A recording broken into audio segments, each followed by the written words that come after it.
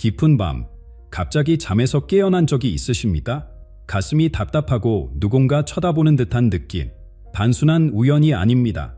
정감록에 기록된 경고가 현실이 되고 있습니다. 지금 이 순간에도 수천 명의 사람들이 이런 현상을 경험하고 있습니다. 하지만 아무도 그 진짜 의미를 모릅니다. 오늘 저는 1000년 전 정감록에 기록된 충격적인 예언을 공개하려 합니다. 이제부터 제가 알려드릴 시간대가 당신의 운명을 바꿀 수 있습니다. 특히 밤 3시간, 당신의 영혼이 가장 취약해지는 그 순간대. 이미 많은 분들이 이 지식으로 자신을 보호하고 있습니다. 이 영상을 끝까지 시청하신다면 당신도 이 위험한 시간대를 피하고 스스로를 지키는 비밀을 알게 될 것입니다. 지금 바로 시작하겠습니다. 정감록에 기록된 세계의 시간은 단순한 시간대가 아닌 영적 세계의 문이 열리는 신성한 순간입니다.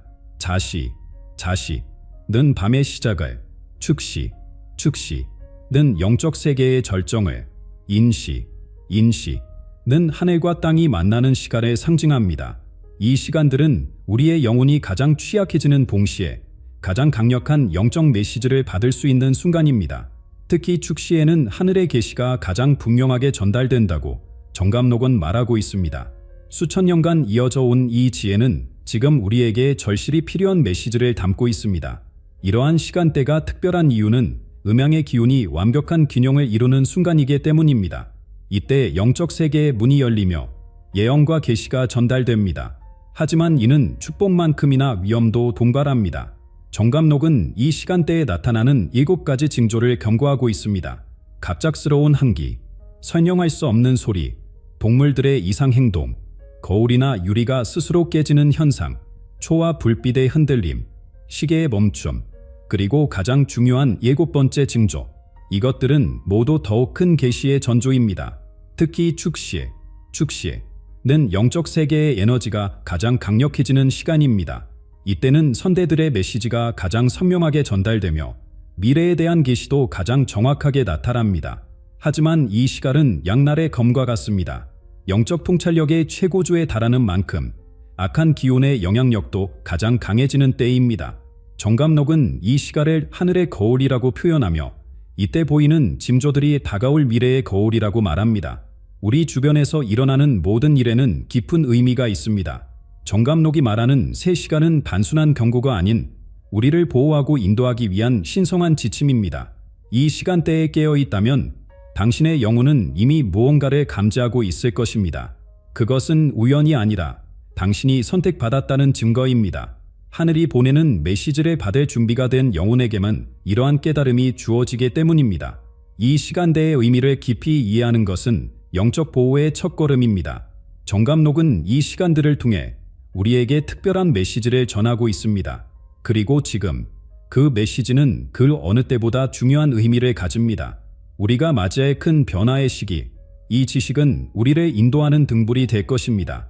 그런데 지금 이 순간에도 당신의 주변에서 일어나는 기이한 현상들, 그것은 바로 정감록이 경고한 징조들의 시작입니다. 이상한 현상들이 전국에서 동시에 일어나고 있습니다. 정감록이 예언한 그 징조들이 하나둘씩 현실이 되어가고 있습니다. 특히 축시에 일어나는 현상들은 단순한 우연이 아닙니다. 수천 명의 사람들이 같은 시간에 비슷한 경험을 하고 있다는 사실, 이것은 우리에게 전하는 강력한 메시지입니다. 까마귀 떼가 갑자기 사라지고 개들이 이유 없이 짖어대며 거울이 스스로 깨지는 현상까지, 이 모든 것이 정감록에 예언된 그대로 일어나고 있습니다. 영적 세계의 문이 열리는 순간 가장 먼저 나타나는 것은 동물들의 이상 행동입니다.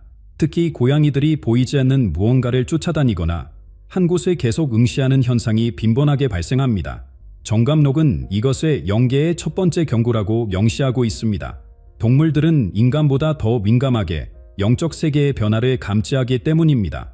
이러한 징조는 더 큰 변화의 전조이며 우리에게 준비할 시간이 얼마 남지 않았음을 알리는 신호입니다. 더욱 놀라운 것은 전자기기들의 이상 현상입니다. 시계가 갑자기 멈추거나 전등이 깜빡이고 텔레비전이 저절로 켜지는 일들이 발생합니다. 정감록은 이러한 현상을 천개의 교란이라고 표현하며 영적 세계의 강력한 에너지가 현실 세계에 영향을 미치고 있다는 증거라고 설명합니다. 특히 디지털 시계가 3시 33분을 가리킬 때 발생하는 현상들은 매우 중요한 의미를 담고 있습니다. 이는 하늘이 우리에게 보내는 직접적인 메시지이기 때문입니다. 물리적인 현상만이 아닙니다.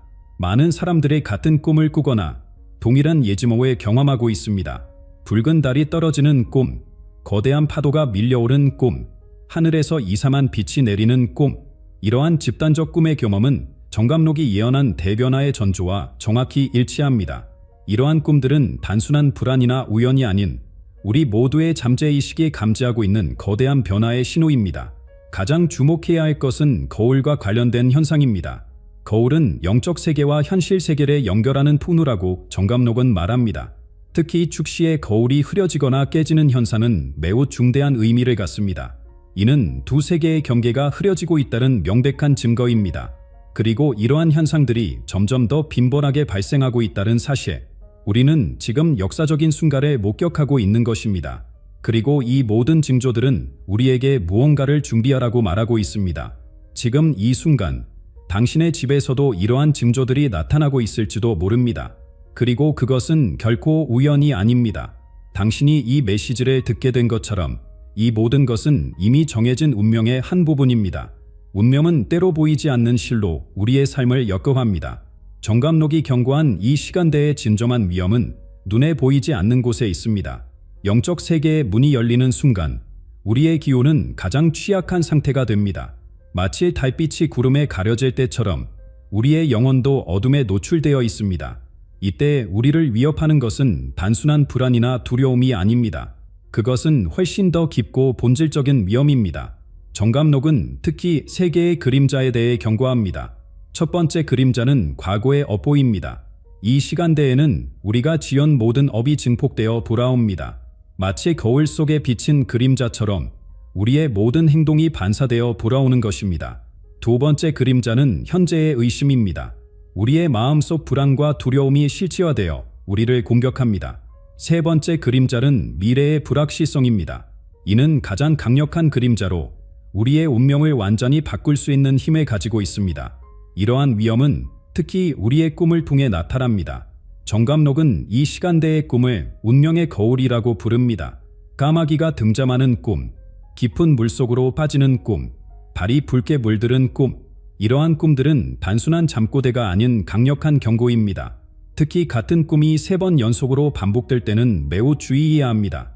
이는 영적 세계가 우리에게 보내는 직접적인 메시지이기 때문입니다. 더욱 중요한 것은 이러한 위험이 우리의 일상생활에 미치는 영향입니다.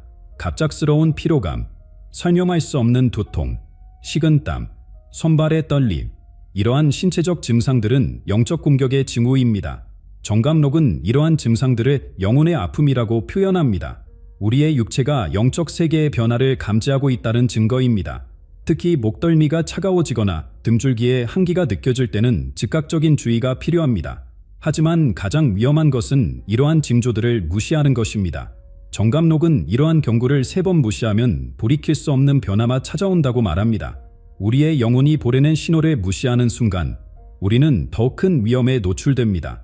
마치 폭풍전의 고요함처럼 때로는 아무런 징조가 없는 것이 가장 큰 위험일 수 있습니다. 지금 이 순간에도 보이지 않는 위험은 우리 주위를 맴돌고 있습니다. 그리고 이러한 위험은 정감록이 말하는 특별한 표지들을 통해 자신의 존재를 드러냅니다. 정감록의 예언은 분명한 징조들을 통해 우리에게 말을 겁니다. 영적 세계의 위험이 다가올 때 먼저 나타나는 것은 깊은 한기입니다.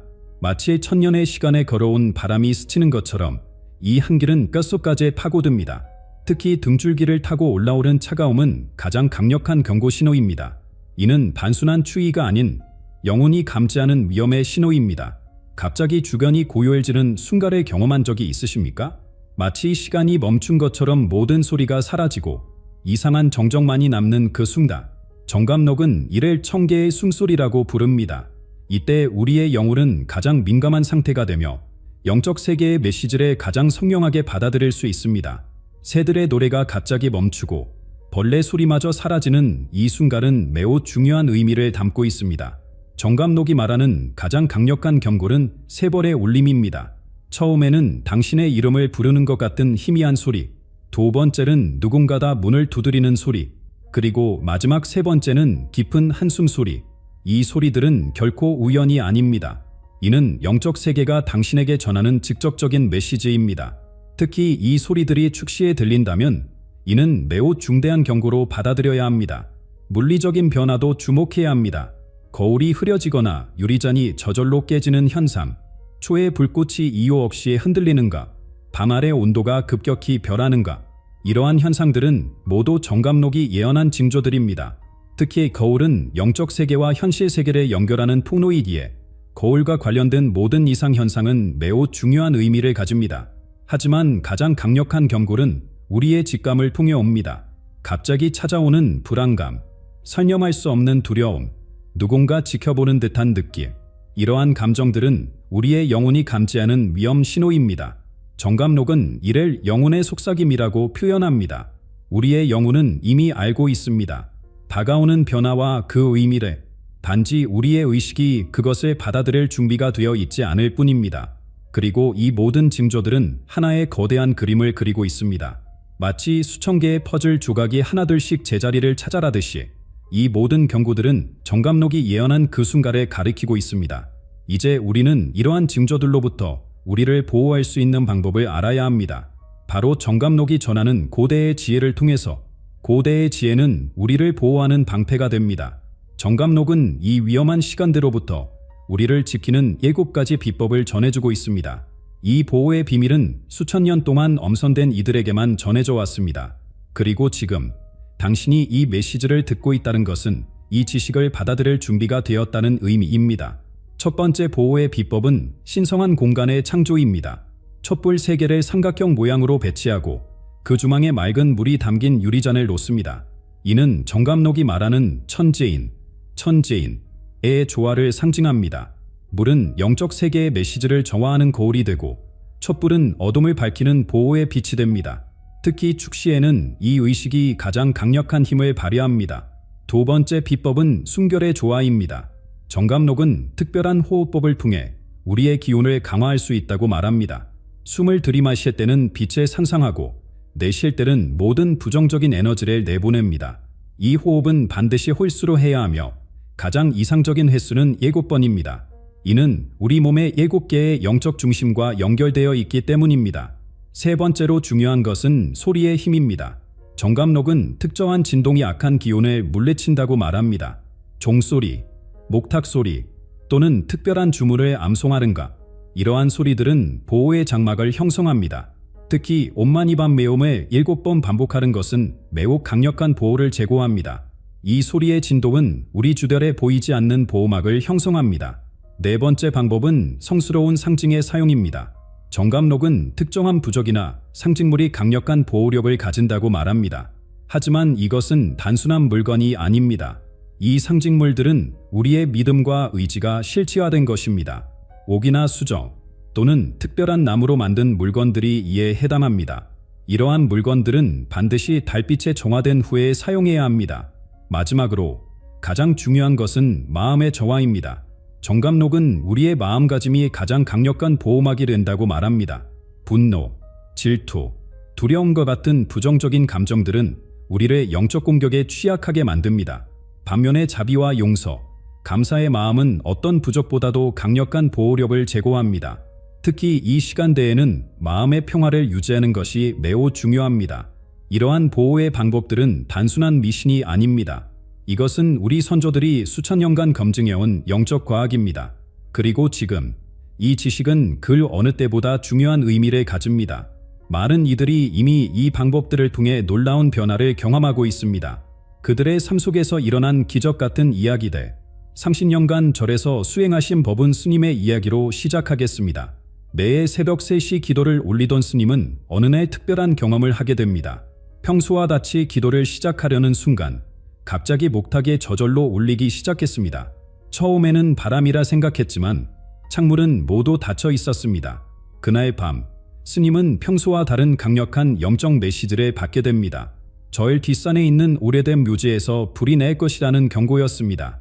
스님은 이 경고를 따라 다음 날 새벽 묘지 주변을 살펴보았고 누군가가 버린 향이 마른 풀에 옮겨 붙으려는 찰나를 발견했습니다.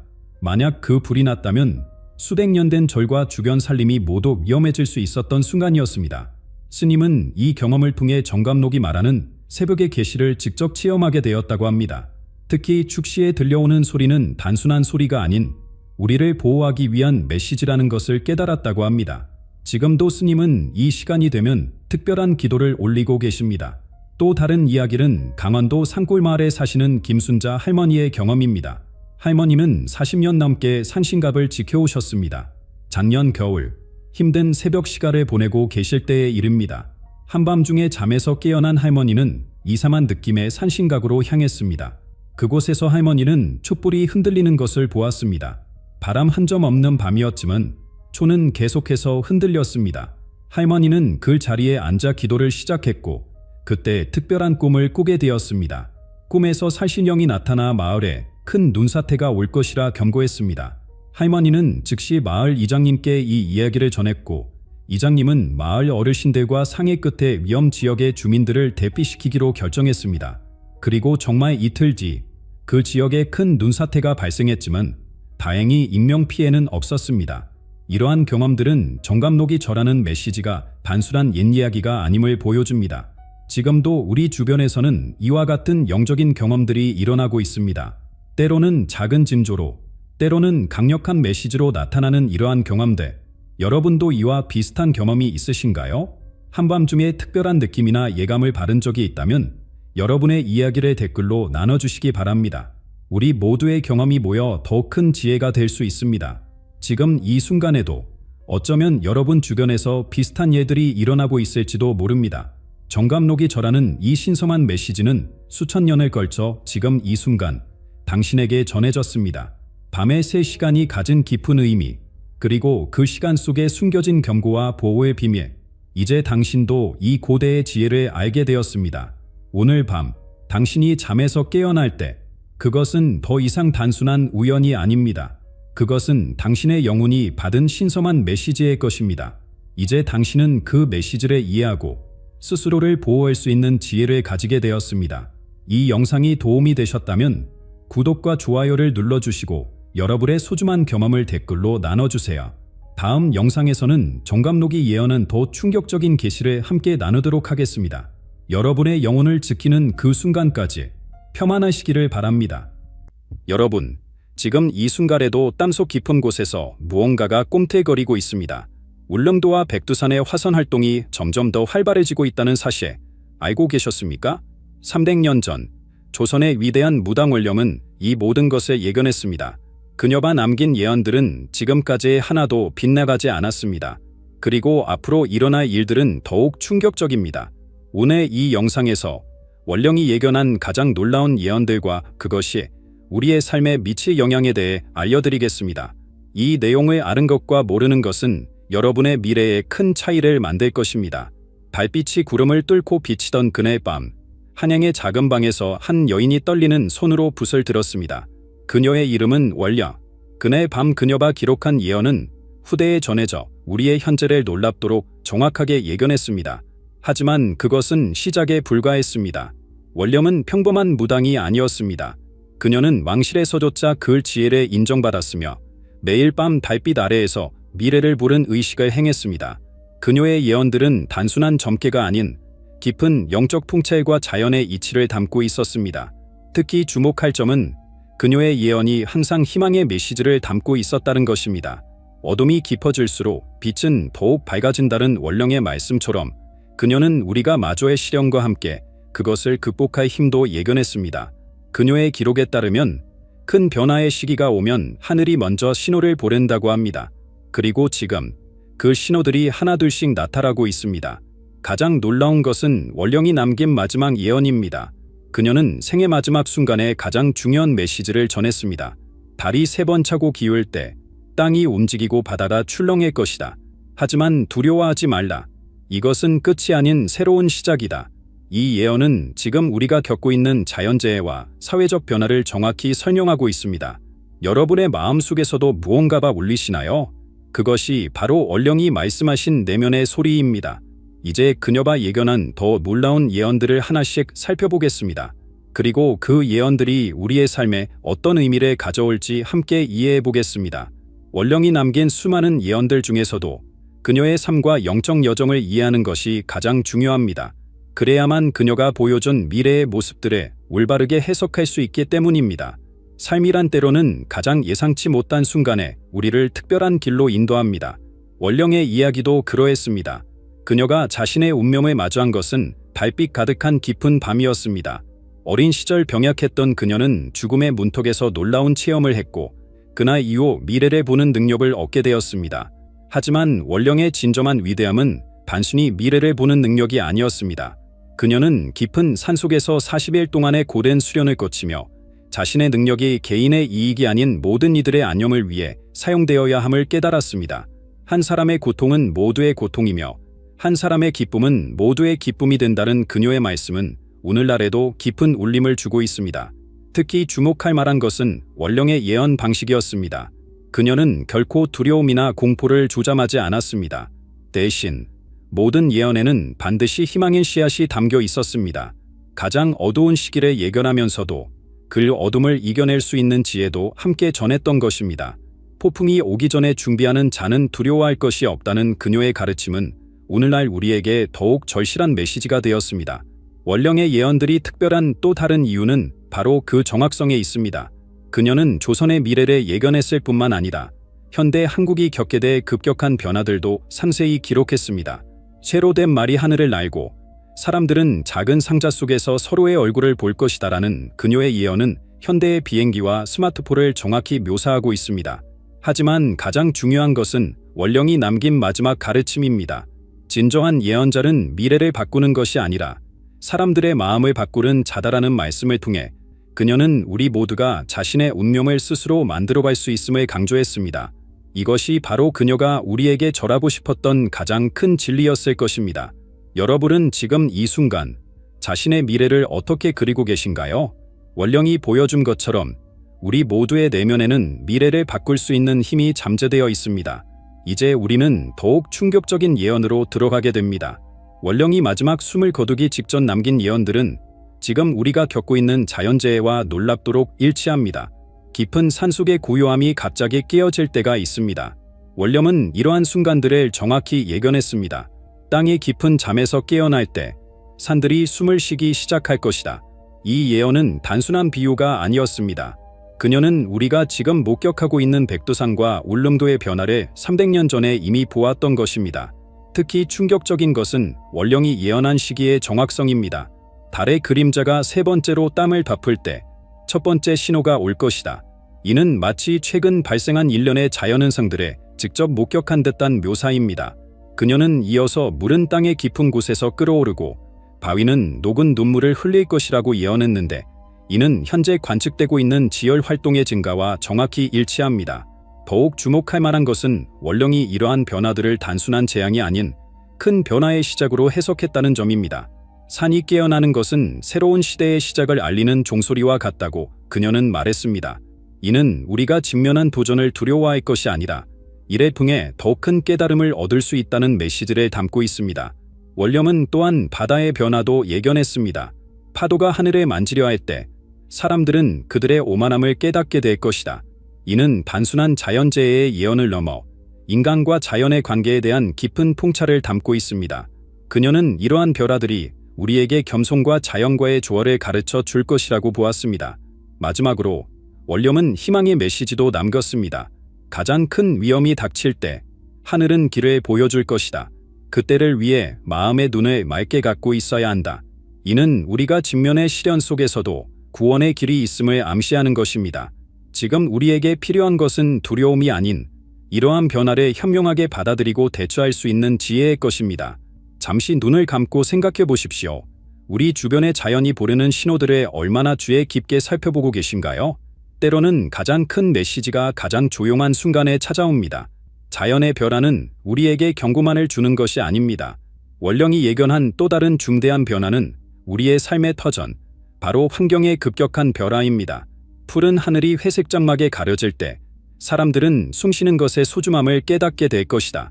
원령의 이 예언은 우리가 지금 마주하고 있는 현실을 정확히 묘사하고 있습니다. 그녀는 맑은 공기와 깨끗한 물이 더 이상 당연한 것이 아닌 시대가 올 것을 예견했습니다. 하지만 이것은 단순한 경고가 아닌 우리의 각성을 위한 메시지였습니다. 원념은 특히 물의 변화에 주목했습니다. 맑은 강물이 검은 눈물로 변할 것이다. 하지만 이는 치유의 시작이 될 것이다. 그녀는 환경오염이 최고조에 달했을 때 사람들이 마침내 깨달음을 얻고 변화를 시작할 것이라고 예언했습니다. 지금 우리가 목격하고 있는 환경보호운동의 확산이 바로 그 예언의 실현이 아닐까요? 더욱 놀라운 것은 그녀가 예견한 기후의 변화입니다. 사계절의 경계가 흐려지고 꽃들은 자신의 때를 잊어버릴 것이다. 이는 현재 우리가 경험하고 있는 기후 변화를 정확히 설명합니다. 그러나 원념은 이러한 변화 속에서도 희망을 보았습니다. 자연의 혼란은 인간의 마음을 일깨우는 스승이 될 것이라고 그녀는 말했습니다. 이러한 환경 변화의 예언에서 가장 중요한 것은 치유의 방법입니다. 회복의 길은 과거로의 회귀가 아닌 새로운 조화를 찾는 것에 있다. 원념은 단순히 옛것을 그리워하는 것이 아닌 새로운 균형을 찾아야 한다고 강조했습니다. 그녀는 이 변화의 시기가 오히려 우리에게 더 나은 미래를 만들 기회가 될 것이라고 보았습니다. 마지막으로 원념은 놀라운 전환점도 예견했습니다. 가장 어두운 구름이 몰려올 때 빛나는 지혜가 샘솟을 것이다. 이는 환경 위기가 정점에 달했을 때 새로운 해결책과 혁신이 나타날 것임을 암시합니다. 실제로 우리는 지금 친환경 기술의 급격한 발전을 목격하고 있지 않습니까? 여러분의 일상에서 느끼는 자연의 변화는 어떤 것들이 있나요? 그리고 그 변화들은 여러분에게 어떤 메시지를 전하고 있나요? 이러한 환경의 변화는 우리 몸과 마음의 건강에도 큰 영향을 미치고 있습니다. 원념은 이어지는 예언에서 인류가 겪게 될 새로운 질병의 도전에 대해 언급했습니다. 보이지 않는 적이 세상을 뒤흔들 것이라는 원념의 예언이 현실이 되었습니다. 바람을 타고 오는 병이 모든 경계를 넘어설 것이다. 이 한마디는 우리가 최근 겪었던 팬데믹을 마치 직접 본 듯이 묘사하고 있지 않습니까? 하지만 이것은 시작에 불과했습니다. 원령에 더 깊은 통찰이 있었기 때문입니다. 사람들은 서로 멀어질수록 더 가까워질 것이며 고립된 시간은 새로운 연결의 씨앗이 될 것이다. 우리는 이미 이 예언이 실현되는 것을 보았습니다. 물리적 거리는 멀어졌지만 마음의 거리는 오히려 가까워졌던 그 시간들을 기억하실 겁니다. 원령의 예지력은 여기서 그치지 않았습니다. 첫 번째 병이 가고 난 후 더 교활한 병들이 찾아올 것이다. 하지만 이때는 사람들이 이미 준비되어 있을 것이다. 그녀는 우리가 겪게 될 시련이 단순한 고통이 아닌 새로운 지혜를 얻는 과정이 될 것이라고 보았습니다. 질병은 마음에서 시작되어 몸으로 번질 것이다. 이는 현대인의 정신건강 문제를 정확히 지적하는 예언이었습니다. 원령은 육체의 병보다 더 무서운 것이 마음의 병이라고 경고했습니다. 하지만 동시에 그녀는 치유의 길도 제시했습니다. 가장 강력한 약은 서로에 대한 이해와 연민이다. 그리고 가장 희망적인 예언이 있습니다. 어둠이 가장 깊을 때 새로운 빛이 동쪽에서 솟아날 것이다. 원령은 한국이 세계적 질병을 치유하는데 중요한 역할을 할 것이라고 예견했습니다. 그녀의 말처럼 우리나라는 이미 여러 차례 위기 속에서 빛나는 지혜를 보여주지 않았습니까? 잠시 생각해 보세요. 우리가 겪은 시련들이 우리에게 가르쳐준 것은 무엇일까요? 때로는 가장 큰 고통 속에서 가장 값진 깨달음이 찾아옵니다. 이러한 건강의 위기는 우리 사회의 더 깊은 문제를 드러내고 있습니다. 원념은 다음 예언에서 우리가 마주하게 될 더 큰 사회적 격변에 대해 이야기했습니다. 긴장이 최고조에 달했을 때입니다. 서해 위로 검은 구름이 몰려오고 백두산 너머로 불길한 기운이 감돌던 그날 밤 원념은 떨리는 목소리로 이렇게 말했다고 합니다. 용이 잠에서 깨어날 때 천둥이 울리고 번개가 칠 것이다. 하지만 진정한 폭풍은 그 이후에 올 것이다. 용의 깨어나. 그것은 곧 동아시아의 새로운 질서를 의미했습니다. 동쪽의 용과 서쪽의 독수리가 하늘에서 맞닥뜨릴 것이다. 그들의 싸움은 평화로운 땅을 뒤흔들 것이다.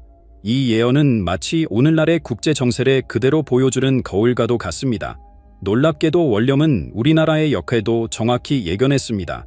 조용한 아침의 나라가 폭풍의 눈이 될 것이다. 하지만 그 눈 속에서 새로운 희망이 싹틀 것이다. 그녀는 한반도가 겪게 될 시련과 동시에 그것이 가져올 새로운 기회도 함께 보았던 것입니다. 서로를 등진 형제들이 마주보게 될 때가 올 것이다. 그때는 달빛이 가장 밝을 때다. 이 신비로운 예언은 남북관계의 중대한 전환점을 암시합니다. 하지만 원념은 이어서 경고했습니다. 첫 번째 만남은 환상에 불과할 것이다. 진정한 화해는 세 번째 달빛 아래에서 이루어질 것이다. 가장 주목할 만한 예언은 평화에 관한 것입니다. 칼이 꽃으로 변하는 날이 올 것이다. 하지만 그 꽃을 피우기 위해서는 많은 이들의 인내와 지혜가 필요할 것이다. 원령은 평화가 하루아침에 이루어지는 것이 아니라 긴 여정이 필요함을 강조했습니다. 우리는 지금 역사의 중대한 갈림길에 서 있습니다. 원령의 예언이 보여주는 것처럼 위기는 언제나 기회와 함께 찾아옵니다. 여러분은 이 역사적인 순간에 어떤 역할을 하고 싶으신가요? 어둠이 깊어질수록 빛은 더욱 선명해집니다. 원령의 다음 예언은 더욱 놀라운 것입니다. 그녀는 숫자들 속에 숨겨진 미래의 비밀을 보았습니다. 그리고 그 숫자들이 지금 하나둘씩 현실이 되고 있습니다. 세상의 모든 비밀은 숫자 속에 숨어 있다고 원령은 말했습니다. 시간의 물결 속에서 떠오르는 숫자들을 보라. 그들은 미래를 가리키는 나침반이 될 것이다. 그녀가 남긴 신비로운 숫자들이 지금 놀라운 의미로 드러나고 있습니다. 2300만 년. 원령은 이 숫자를 특별히 강조했습니다.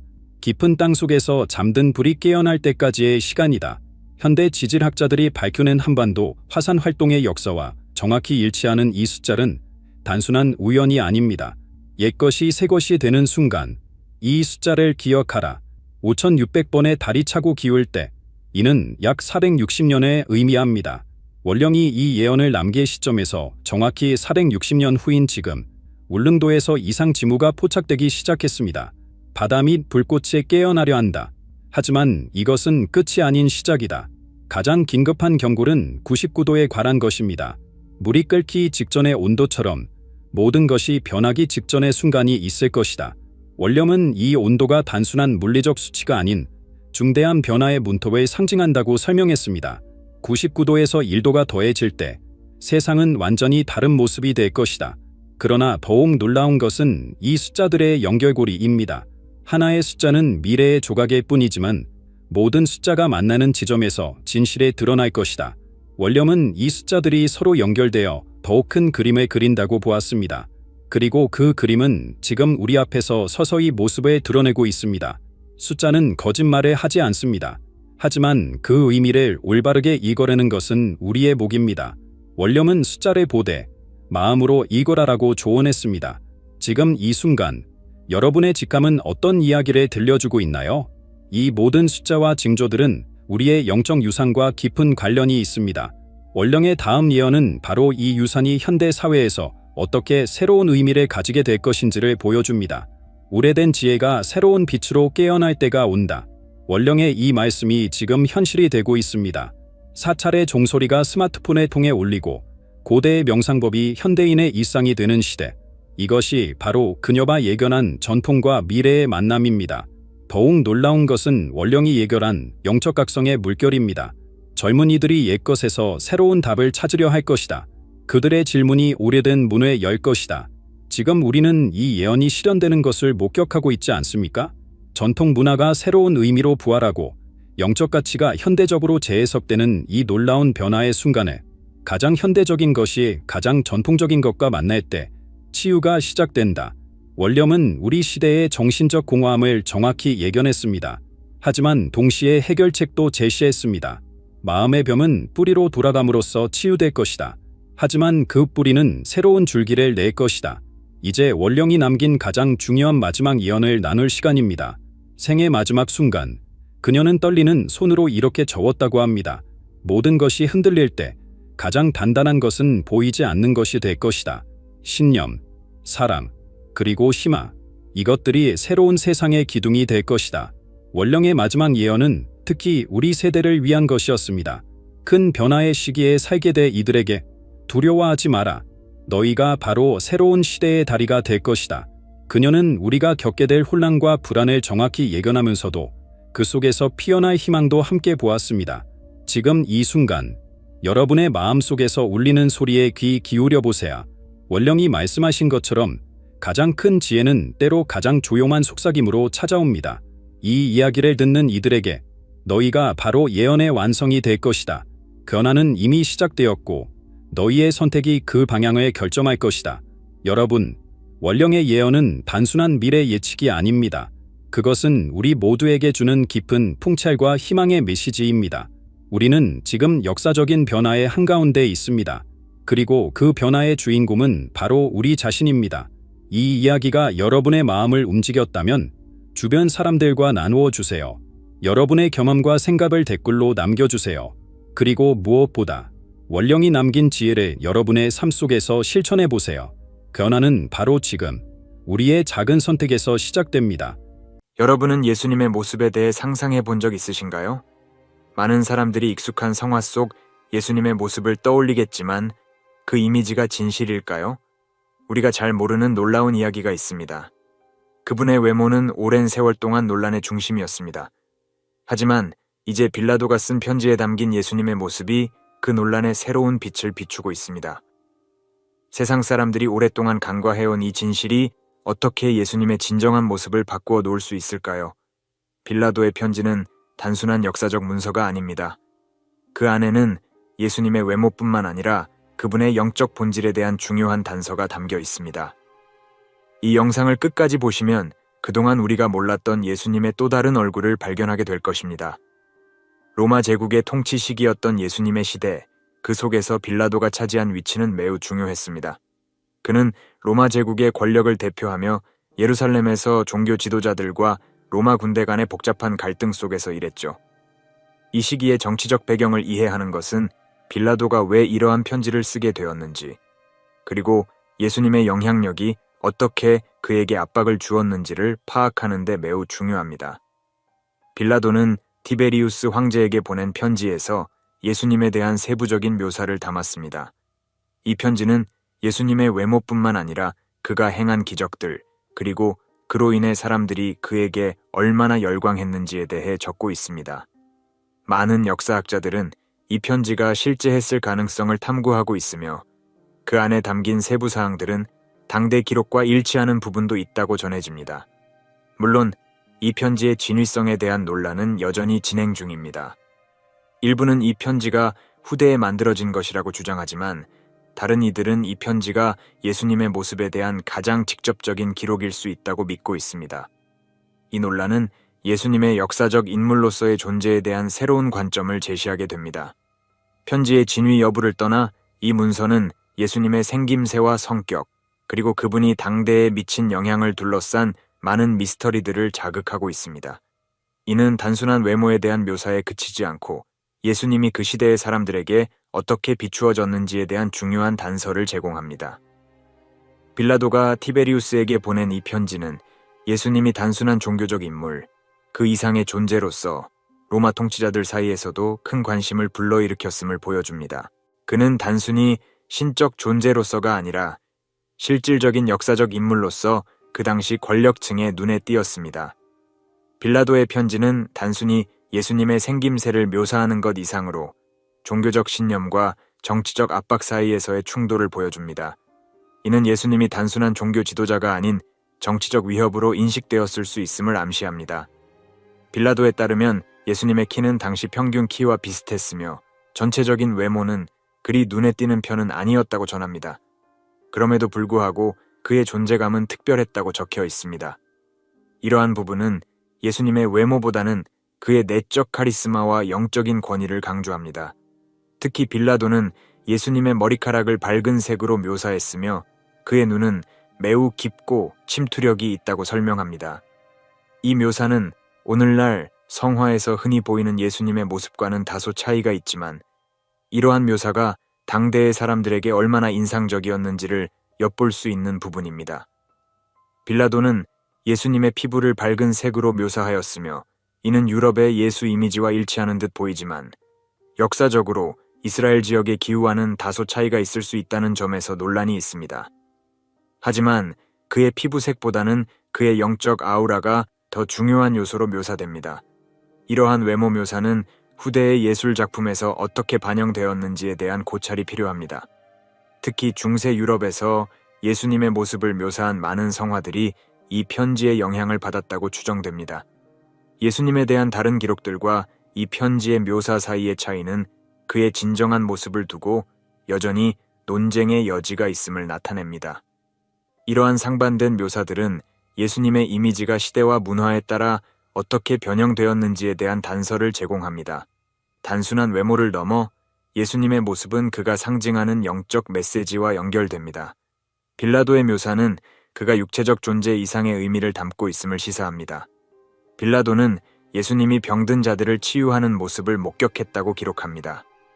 이러한 기적들은 단순히 개인적인 치유를 넘어 사람들에게 영적 회복의 상징이 되었으며 예수님의 명성을 더욱 확산시켰습니다. 빌라도는 예수님이 시각을 잃은 자에게 다시 빛을 주는 장면을 묘사했습니다. 이는 단순한 물리적 회복을 넘어 영적 깨달음을 상징하는 중요한 장면으로 받아들여졌습니다. 특히 빌라도는 예수님이 폭풍을 단 한마디로 잠재운 일화를 들었습니다. 이는 자연을 초월한 능력을 가진 인물로서 예수님을 묘사하는 데 중요한 역할을 했습니다. 예수님이 죽은 자를 다시 살렸다는 이야기는 당대에 엄청난 반향을 일으켰습니다. 빌라도는 이러한 기적들이 사람들의 신앙을 더욱 강화시키는 계기가 되었음을 강조합니다. 이러한 기적들은 단순히 당시 사람들에게 놀라움과 경외감을 주었을 뿐만 아니라 종교 지도자들에게는 위협으로 다가왔습니다.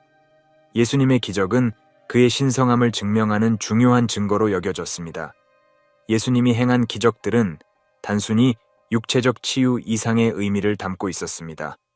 그것은 사람들의 영혼을 치유하고 그들에게 새로운 신앙의 길을 제시하는 행위로 받아들여졌습니다. 빌라도는 로마 제국을 대표하는 총독으로서 예수님을 범죄자로 여기지 않았습니다. 그는 예수님이 종교적이나 정치적 반란을 일으킨 위험 인물이 아니라는 것을 알고 있었습니다. 그러나 그는 자신의 권한과 책임을 벗어날 수 없는 입장이었고, 이는 그에게 도덕적 딜레마를 안겨주었습니다. 빌라도는 예수님이 군중과 유대 지도자들 사이에서 어떤 영향력을 행사하는지를 인식하면서도 그를 처형할 명백한 이유를 찾지 못해 고심했습니다. 빌라도는 군중과 종교 지도자들의 압박 속에서 심리적, 정치적 갈등을 겪었습니다. 당시 유대 지도자들은 예수님이 자신들의 권위에 도전하는 위협적인 존재로 인식하고 있었으며 그들은 그를 반드시 제거해야 한다고 결심했습니다. 이들이 빌라도를 압박하는 과정에서 빌라도는 자신의 판단과 대중의 요구 사이에서 갈등을 느꼈습니다. 특히 군중들은 예수님의 처형을 강하게 요구했고, 이는 빌라도가 그들의 요구를 외면할 수 없게 만들었습니다.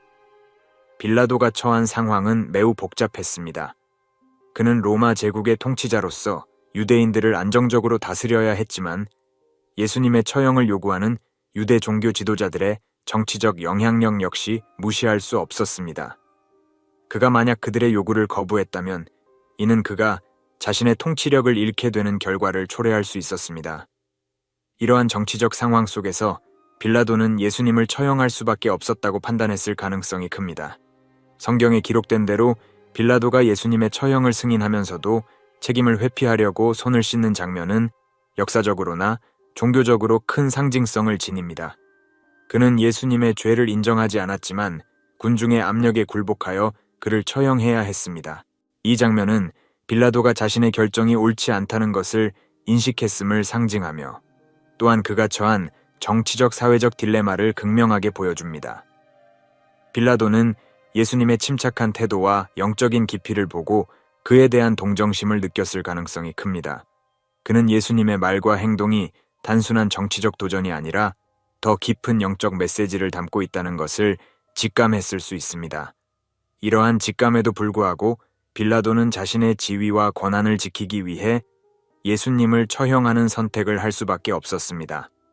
예수님의 재판과 처형은 빌라도의 정치적 결정이었지만 그는 이후에도 이 사건에 대한 깊은 책임감을 느꼈을 것입니다. 그의 결단은 역사적으로나 종교적으로 큰 영향을 미쳤으며 이후 기독교의 형성에 중요한 전환점이 되었습니다. 빌라도의 내적 갈등과 결정은 그에게 큰 부담을 안겨주었고, 이는 그가 예수님에 대한 미안함과 후회를 평생 짊어졌을 가능성을 시사합니다. 빌라도는 예수님의 십자가 처형 장면을 보고 충격을 받았습니다. 그는 로마의 처형 방식인 십자가형을 통해 예수님이 극심한 고통을 겪는 모습을 직접 목격했으며 이는 그의 마음에 깊은 인상을 남겼을 것입니다. 빌라도의 편지에서는 예수님이 십자가에서 어떻게 고통을 이겨내고 침착함을 유지했는지에 대한 기록이 남아 있습니다. 이는 예수님이 단순한 인간적 고통을 넘어선 영적인 인내와 신앙을 보여주는 중요한 순간이었습니다. 예수님의 처형 동안 발생한 일식과 지진은 단순한 자연현상으로 간주되지 않았습니다. 이는 당시 사람들에게 초자연적인 신호로 여겨졌으며 빌라도 또한 이 현상들을 신성한 징조로 받아들였을 가능성이 큽니다. 그는 예수님의 죽음이 단순한 처형 이상의 의미를 지니고 있으며 신의 개입이 있었음을 직감했을 수 있습니다. 예수님의 죽음과 함께 성전 휘장이 찢어진 사건은 매우 상징적인 의미를 담고 있습니다. 이는 유대 종교 체계의 붕괴와 새로운 영적 질서의 도래를 상징하는 사건으로 해석됩니다. 빌라도는 이 사건을 통해 예수님의 죽음이 단순한 종교적 인물이 죽는 것이 아니라 그분의 죽음이 새로운 신앙과 영적 변화의 시작임을 인식하게 되었을 것입니다. 빌라도는 예수님이 마지막 순간에 보여준 태도와 그의 말들에 깊은 감명을 받았습니다. 그는 예수님이 죽음을 앞두고도 겸손하고 침착하게 자신을 희생하는 모습을 보고 그분이 단순한 인간이 아니라 신의 사명을 받은 존재임을 느꼈을 가능성이 큽니다. 빌라도는 그 순간 예수님이 그에게 깊은 영적 메시지를 전달하려 했음을 깨달았을 것입니다. 예수님의 죽음은 군중들에게도 큰 충격을 안겨주었습니다. 빌라도는 예수님의 처형 후 많은 사람들이 그의 죽음을 신성한 사건으로 받아들이고 있음을 목격했습니다. 이는 예수님의 영향력이 그분의 죽음 이후에도 지속될 것이며 그의 메시지가 사람들의 마음속에 남아있을 것이라는 점을 상기시켜 주었습니다. 예수님의 십자가 처형은 단순한 형벌을 넘어 인류를 위한 희생과 구원의 상징으로 남아있습니다. 빌라도는 이 사건을 통해 예수님의 사명이 단순히 지상에서의 삶에 국한되지 않으며 그분의 영적 메시지가 전 인류에게 새로운 신앙의 길을 열어줄 것임을 깨달았을 것입니다. 예수님의 무덤이 비어있다는 소식이 퍼지기 시작했을 때 빌라도는 그 사건의 심각성을 즉시 인식했습니다. 그는 예수님의 부활이 단순한 소문이 아니라 그분의 추종자들에게 큰 영적 신호로 받아들여질 수 있다는 것을 직감했습니다. 빌라도는 부활이 단순한 기적 이상의 상징적 의미를 지니고 있음을 깨달았을 것입니다. 예수님의 제자들은 부활의 목격자로서 그분이 살아있다는 증언을 했습니다. 빌라도는 이들의 증언이 빠르게 퍼져나가는 것을 보며 이 사건이 예수님의 추종자들에게 새로운 신앙적 기반을 제공하게 될 것임을 인지했습니다. 그는 부활 사건이 제자들의 신앙을 강화시키고 예수님의 가르침이 전파되는 촉매제가 될 것을 우려했을 것입니다. 부활의 소식은 로마 제국 내에서도 빠르게 퍼져나갔고 이는 로마의 정치적 권위에 도전하는 중요한 사건으로 인식되었습니다. 빌라도는 이 사건이 단순한 종교적 이적이 아니라 그리스도교 운동의 확산을 촉진시키는 중요한 전환점이 될 수 있음을 인식했습니다. 그는 예수님의 부활이 로마의 통치 질서를 위협할 수 있는 잠재적 요소로 작용할 것이라는 두려움을 느꼈습니다. 예수님의 부활은 단순히 죽음에서의 부활이 아닌 인류의 영적 구원의 상징으로 받아들여졌습니다. 이는 기독교 신앙의 핵심 교리로 자리 잡았으며 많은 사람들이 이 사건을 통해 새로운 신앙을 가지게 되었습니다. 빌라도는 예수님의 부활이 사람들에게 새로운 신앙의 희망을 주고 그들이 더욱 굳건한 믿음을 가지게 만드는 계기가 되었음을 깨달았을 것입니다. 빌라도는 예수님의 부활이 단순히 육체적 사건이 아니라 더 깊은 초자연적 의미를 지닌 사건임을 느꼈습니다. 이는 예수님이 단순한 인간이 아니라 신의 사명을 완수한 존재임을 보여주는 결정적인 증거로 여겨졌을 것입니다.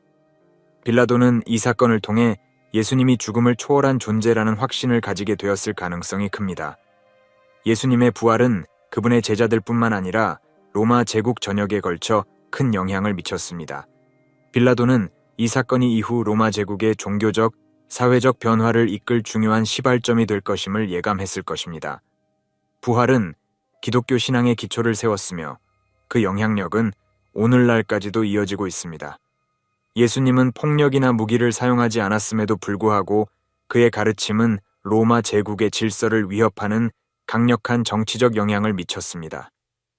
빌라도는 예수님이 단순한 종교 지도자가 아니라 당시 사회를 변화시킬 수 있는 사상가라는 점을 인식하게 되었습니다. 그는 예수님의 메시지가 로마 제국 내에서 순수한 영적 혁명을 넘어 사회의 정치적 구조와 권력의 균형을 뒤흔들 가능성을 염려했습니다.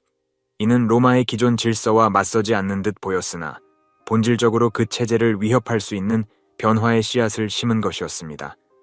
예수님은 로마 제국의 정치적 권력에 맞서 싸운 것이 아니었습니다. 그러나 그의 가르침은 인간의 존엄성과 사랑, 평화, 그리고 내면의 자유에 대한 새로운 이해를 제공하면서 기존 권력 구조에 대한 도전으로 인식되었습니다. 예수님의 가르침은 사람들의 생각을 변화시키고 그로 인해 사회 전반에 걸쳐 자연스럽게 정치적 결과를 초래할 수 있었습니다. 빌라도는 이러한 변화를 감지하고 예수님을 단순한 종교 지도자가 아닌 더 깊은 정치적 함의를 지닌 인물로 생각하기 시작했습니다. 빌라도는 예수님이 단순히 민중의 지지를 받는 인물이라는 점을 넘어서 그가 사람들의 영혼을 움직이는 능력을 가진 지도자임을 깨달았습니다. 예수님의 가르침은 당시의 사회적 정치적 갈등을 넘어 사람들에게 내면의 평화를 제공하며 새로운 영적 길을 제시했습니다. 빌라도는 그가 재판하고 있는 인물이 일반적인 정치적 반역자가 아니라 사람들이 깊이 영감을 받고 따르도록 만드는 영적 지도자라는 사실을 깨닫게 되었습니다. 예수님의 가르침이 로마 제국에 미칠 장기적인 영향을 고민한 빌라도는 그의 재판이 단순한 사건으로 끝나지 않을 것임을 예감했습니다. 그는 예수님이 죽더라도 그분의 사상이 사람들에게 계속해서 영향을 미칠 것이며 결국에는 로마 제국을 근본적으로 변화시킬 수도 있다는 우려를 품었습니다. 이 우려는 이후에 현실이 되었고 로마 제국은 결국 그리스도교를 받아들이게 되었습니다. 예수님의 죽음 후에도 그의 가르침은 제자들에 의해 널리 퍼졌고 이는 로마 제국 내에서 그리스도교 운동이 급속히 확산되도록 이끌었습니다. 이 운동은 로마의 정치적 권위에 도전하지 않았지만 로마 시민들에게 영적 각성과 내면의 변화를 가져다 주었습니다. 이는 로마 사회에 점차 큰 파급 효과를 일으켰으며 결국 로마의 주요 종교로 자리 잡는 계기가 되었습니다. 빌라도는 예수님의 영향력이 시간이 지남에 따라 희미해질 것으로 기대했을 수도 있지만 현실은 그와 정반대였습니다. 예수님의 가르침은 시간이 지날수록 더욱 깊은 영향을 미쳤으며 그 결과로 로마 제국은 수세기 후 그리스도교를 공식적으로 받아들였습니다. 이는 예수님의 사상이 단순히 종교적 변화에 그치지 않고 로마 사회와 정치 체제 자체를 근본적으로 변화시킨 역사적 사건으로 남게 되었습니다. 이 영상에서 다룬 빌라도의 편지는 단순한 역사적 기록 그 이상입니다. 그 안에는 예수님의 외모뿐만 아니라 그분의 영적 의미와 메시지가 깊이 담겨 있습니다.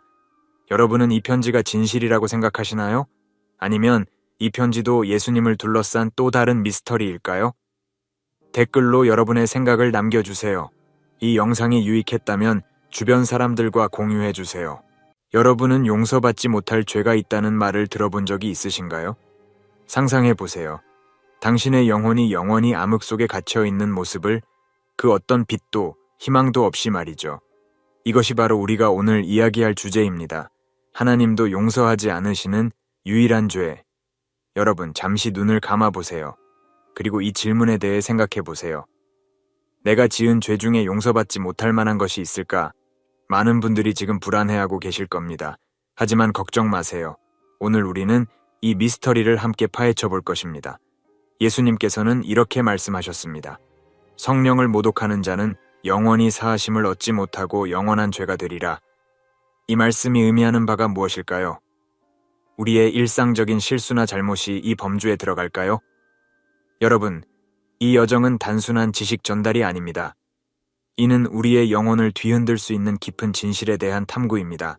우리는 함께 이 비밀의 베일을 벗기고 우리의 영적 삶에 혁명적인 변화를 가져올 수 있는 진리를 발견하게 될 것입니다. 준비되셨나요? 이제 시작하세요. 용서의 경계. 하나님의 자비와 정의, 하나님의 용서에는 한계가 있을까요? 이 질문은 우리의 영혼 깊숙이 자리 잡은 두려움을 건드립니다. 우리는 흔히 하나님을 무한한 사랑과 자비의 원천으로 생각합니다. 그런데 왜 예수님은 용서받지 못할 죄에 대해 언급하신 걸까요? 이 개념을 이해하기 위해 우리는 먼저 하나님의 본질에 대해 깊이 생각해 봐야 합니다. 하나님은 사랑이시지만 동시에 정의로우신 분입니다. 이 두 가지 속성이 어떻게 조화를 이루는지가 바로 우리가 풀어야 할 퍼즐입니다. 생각해 보세요. 만약 모든 것이 무조건적으로 용서된다면 우리의 선택과 행동에는 어떤 의미가 있을까요? 반대로 용서의 가능성이 전혀 없다면 우리는 어떤 희망을 가질 수 있을까요? 하나님의 용서는 이 두 극단 사이의 완벽한 균형점에 있습니다. 우리 한국 문화에는 정의와 자비를 모두 중요하게 여기는 전통이 있습니다. 예를 들어 전통적인 재판에서 판관은 법을 엄격히 적용하면서도 정상을 참작했습니다. 이는 하나님의 속성과 놀랍도록 유사합니다. 그렇다면 용서받지 못할 죄는 이 균형을 어떻게 깨뜨리는 걸까요? 이는 단순한 실수나 약점으로 인한 죄가 아닙니다. 이는 하나님의 본질 자체를 거부하는 행위입니다. 마치 생명의 근원인 물을 거부하는 것과 같죠. 여러분, 이제 우리는 더 깊은 물로 들어갑니다. 과연 이 용서받지 못할 죄의 정체는 무엇일까요? 그리고 우리는 어떻게 이를 피할 수 있을까요? 성령 모독의 본질, 진리에 대한 의도적 거부, 성령을 모독하는 죄. 이 말을 들으면 어떤 생각이 드시나요? 많은 사람들이 이를 단순히 성령에 대해 불경한 말을 하는 것으로 오해합니다. 하지만 실상은 그보다 훨씬 더 깊고 심각합니다. 성령 모독의 본질은 진리에 대한 의도적이고 지속적인 거부입니다. 이는 단순한 무지나 의심이 아닙니다. 오히려 진리를 명확히 알면서도 계속해서 그것을 부인하고 거부하는 태도를 말합니다. 예를 들어 봅시다. 여러분 앞에 맑은 물 한 컵이 있다고 상상해 보세요. 모든 증거가 이것이 깨끗한 물이라는 것을 보여줍니다. 하지만 여러분이 계속해서 이건 물이 아니다 라고 주장한다면 어떨까요? 이것이 바로 성령 모독의 모습입니다. 우리 한국 문화에는 고집이라는 개념이 있습니다. 때로는 이 고집이 미덕이 될 수도 있지만 진리 앞에서의 고집은 위험합니다. 성령 모독은 바로 이 영적 고집의 극단적 형태라고 할 수 있습니다. 더 심각한 것은 이러한 태도가 시간이 지날수록 우리의 영혼을 강팍하게 만든다는 점입니다. 마치 근육을 계속 사용하지 않으면 점점 약해지는 것처럼 진리를 계속 거부하면 우리의 영적 감수성은 점점 무뎌집니다. 여러분, 지금 이 순간 자신을 돌아보세요. 혹시 우리도 모르는 사이에 진리를 거부하고 있지는 않은가요? 우리의 마음이 얼마나 열려 있는지, 그리고 얼마나 겸손한 자세로 진리를 받아들이고 있는지 깊이 생각해 봐야 할 때입니다. 영적 둔감함의 위험, 점진적인 마음의 경화. 여러분은 물이 끓는 개구리 이야기를 들어보셨나요? 개구리를 갑자기 뜨거운 물에 넣으면 바로 뛰어나오지만 차가운 물에서 서서히 온도를 올리면 위험을 인지하지 못하고 결국 죽게 된다는 이야기입니다. 이는 영적 둔감함의 위험을 완벽하게 설명해주는 비유입니다. 영적 둔감함은 하루아침에 생기는 것이 아닙니다. 이는 점진적인 과정입니다. 처음에는 작은 타협으로 시작합니다. 이번 한 번만 이라고 생각하며 양심의 소리를 무시합니다. 하지만 이런 작은 선택들이 쌓이면서 우리의 마음은 점점 더 단단해집니다. 우리 한국 속담에 모르는 게 약이라는 말이 있습니다. 하지만 영적인 측면에서는 정반대입니다. 아는 것이 약이고 모르는 척하는 것이 독입니다. 진리를 알면서도 의도적으로 외면할 때 우리는 가장 위험한 상태에 빠지게 됩니다. 이런 과정은 마치 눈사태와 같습니다. 처음에는 작은 눈덩이에 불과하지만 굴러갈수록 그 크기와 파괴력이 커집니다. 우리의 마음도 마찬가지입니다. 처음에는 작은 불순종이었을지 모르지만 시간이 지나면서 그 영향력은 점점 커집니다. 여러분, 지금 이 순간 자신의 영적 상태를 점검해 보세요. 혹시 과거에 비해 양심의 소리가 희미해지지는 않았나요? 전에는 괴로웠던 행동들이 이제는 무감각해지지는 않았나요? 이것이 바로 영적 둔감함의 신호입니다. 하지만 희망이 있습니다. 지금 이 순간 우리가 이 위험을 인식하고 있다는 것 자체가 큰 축복입니다. 아직 늦지 않았습니다. 우리는 지금부터라도 우리의 마음을 열고 진리의 음성에 귀 기울일 수 있습니다. 회개의 힘, 영적 갱신의 열쇠 회개라는 단어를 들으면 어떤 느낌이 드시나요? 많은 사람들에게 이 단어는 부정적인 의미로 다가옵니다. 죄책감, 수치심, 비난. 하지만 실제로 회개는 이런 것들과는 거리가 먼 매우 강력하고 긍정적인 영적 도구입니다. 회개의 진정한 의미는 방향 전환입니다. 그리스어에서 유래한 이 단어는 생각의 변화, 마음의 변화를 의미합니다. 이는 단순히 잘못을 인정하는 것을 넘어 완전히 새로운 방향으로 삶을 전환하는 것을 말합니다. 우리 한국 문화에는 사형지마라는 사자성어가 있습니다. 인생의 길 흉화복은 예측할 수 없다는 뜻이죠. 회개도 이와 비슷합니다. 처음에는 고통스러워 보이지만 결국 우리 인생의 가장 큰 축복이 될 수 있습니다. 회개는 마치 오래된 집을 리모델링하는 것과 같습니다. 처음에는 어지럽고 힘들어 보이지만 그 과정을 통해 우리의 영혼은 완전히 새로워집니다. 낡은 것들은 제거되고 새로운 아름다움이 드러납니다. 중요한 것은 회개가 일회성 사건이 아니라는 점입니다. 이는 지속적인 과정입니다. 마치 정원을 가꾸는 것처럼 우리는 매일 우리의 마음을 점검하고 잘못된 부분을 바로잡아야 합니다. 여러분, 지금 이 순간 여러분의 마음에 회개가 필요한 부분은 없나요? 혹시 오래전부터 미뤄둔 문제는 없으신가요? 기억하세요. 회개는 결코 늦지 않습니다. 지금 이 순간이 바로 여러분의 인생을 완전히 바꿀 수 있는 기회입니다. 여러분, 한 가지 질문을 드리겠습니다. 마지막으로 별을 본 게 언제인가요? 도시의 불빛에 가려 별을 보기 어려운 요즘 많은 사람들이 하늘의 아름다움을 잊고 삽니다. 영적 민감성도 이와 비슷합니다. 현대 사회의 소음과 혼란 속에서 우리는 종종 영적인 신호를 놓치곤 합니다. 하지만 이를 회복하는 것은 결코 불가능한 일이 아닙니다. 영적 민감성을 회복하는 첫 번째 단계는 멈추는 것입니다. 우리 전통에는 정좌라는 개념이 있죠. 이는 단순히 앉아있는 것이 아니라 마음을 고요히 하고 내면의 소리에 귀 기울이는 행위입니다. 매일 잠깐이라도 이런 시간을 가져보세요. 처음에는 어색할 수 있지만 점차 여러분의 영적 감각이 살아나는 것을 느끼실 수 있을 겁니다. 두 번째로, 우리의 일상적 선택들에 주의를 기울여야 합니다. 작은 선택들이 모여 우리의 인생을 만듭니다. 예를 들어, 누군가를 돕는 작은 친절한 행동, 정직한 선택, 용서의 결정 등이 모두 우리의 영적 민감성을 높이는 데 기여합니다. 반대로 작은 부정직이나 이기적인 행동들은 우리의 영적 감각을 무디게 만듭니다. 마지막으로 공동체의 중요성을 잊지 마세요. 우리 문화에는 정칭이라는 독특한 개념이 있습니다. 이는 단순한 감정을 넘어선 깊은 유대감을 의미하죠. 영적으로 성숙한 사람들과 교제하며 이 정을 나누는 것은 우리의 영적 민감성을 높이는 가장 효과적인 방법 중 하나입니다. 여러분, 이제 도전을 드리겠습니다. 오늘부터 일주일 동안 매일 10분씩 영적 민감성 회복 시간을 가져보세요. 그리고 그 경험을 주변 사람들과 나누어 보세요. 여러분의 작은 실천이 어떤 변화를 가져오는지 직접 경험하시게 될 겁니다. 용서받지 못할 죄라는 개념은 때로 우리를 두렵게 만듭니다. 하지만 이 개념을 제대로 이해하면 오히려 하나님의 사랑의 깊이를 더욱 선명하게 볼 수 있습니다. 어떻게 그럴 수 있을까요? 먼저 우리는 하나님의 용서가 얼마나 광대한지 생각해 봐야 합니다.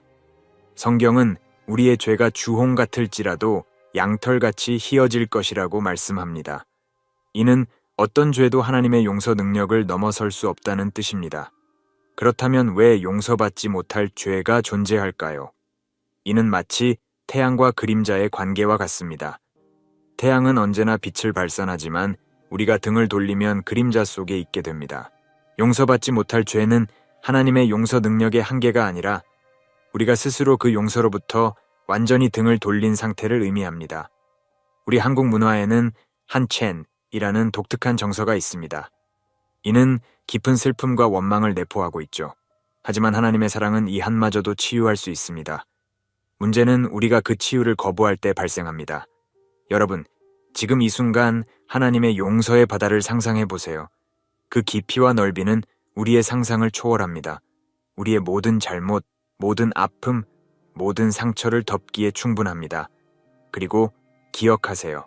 이 용서에서 우리를 가로막을 수 있는 유일한 것은 바로 우리 자신의 선택입니다. 영적 성장은 마라톤과 같습니다. 단거리 달리기처럼 빠르게 끝나는 것이 아니라 긴 시간 동안 끊임없는 노력과 인내가 필요합니다. 그리고 이 여정에서 가장 중요한 것은 지속성입니다. 우리 한국의 전통 무예인 태권도를 생각해 보세요. 검은 띠를 따는 데는 수년의 훈련이 필요합니다. 그리고 그 과정에서 수많은 실패와 좌절을 경험하게 됩니다. 영적 성장도 이와 비슷합니다. 우리는 수많은 실수와 넘어짐을 경험하지만 중요한 것은 다시 일어나 전진하는 것입니다. 이 여정에서 우리는 작은 승리의 중요성을 인식해야 합니다. 매일의 작은 선택들, 작은 극복들이 모여 큰 변화를 만듭니다. 예를 들어, 오늘 하루 누군가를 용서하기로 한 결정, 정직하게 행동하기로 한 선택 등이 모두 중요한 승리입니다. 또한 우리는 이 여정이 직선적이지 않다는 것을 이해해야 합니다. 때로는 전진하다가도 후퇴하는 것처럼 보일 수 있습니다. 하지만 이는 자연스러운 과정입니다. 중요한 것은 포기하지 않는 것입니다. 마지막으로 영적 성장의 여정에서 감사의 자세를 잊지 마세요. 우리 문화에는 효셔라는 아름다운 전통이 있습니다. 이는 단순히 부모님에 대한 공경을 넘어 우리 삶의 근원에 대한 감사를 의미합니다. 영적으로 성장할수록 우리는 모든 것이 은혜임을 깨닫게 됩니다. 여러분, 지금 이 순간 여러분의 영적 여정을 돌아보세요. 어떤 성장이 있었나요? 어떤 도전들을 극복하셨나요? 그리고 앞으로 어떤 성장을 꿈꾸시나요? 기억하세요. 이 여정에서 여러분은 혼자가 아닙니다. 지금까지 우리는 용서받지 못할 죄라는 무거운 주제를 함께 탐구해 왔습니다. 하지만 이 여정의 끝에서 우리가 발견한 것은 두려움이 아닌 희망입니다. 왜 그럴까요? 첫째, 우리는 하나님의 용서가 얼마나 광대한지 깨달았습니다. 그 어떤 죄도, 그 어떤 과거도 하나님의 사랑을 넘어설 수 없습니다. 우리가 해야 할 일은 단지 그 사랑을 향해 마음을 여는 것뿐입니다. 둘째, 우리는 영적 성장이 평생의 여정임을 배웠습니다.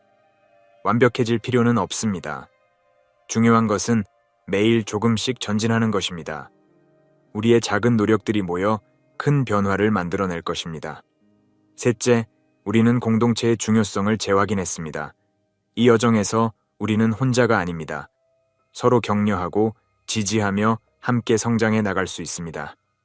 마지막으로 가장 중요한 메시지는 이것입니다. 아직 늦지 않았습니다. 지금 이 순간 여러분이 어떤 상황에 있든 어떤 과거를 가지고 있든 새로운 시작은 항상 가능합니다. 하나님의 사랑과 용서는 지금 이 순간에도 여러분을 기다리고 있습니다. 여러분, 이제 질문을 드리며 이 시간을 마무리하고자 합니다.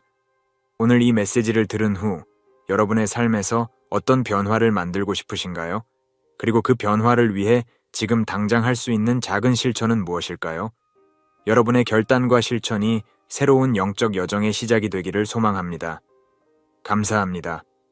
여러분, 지금까지 하나님도 용서하지 않으시는 유일한 죄에 대한 깊은 탐구의 여정을 함께 해주셔서 감사합니다.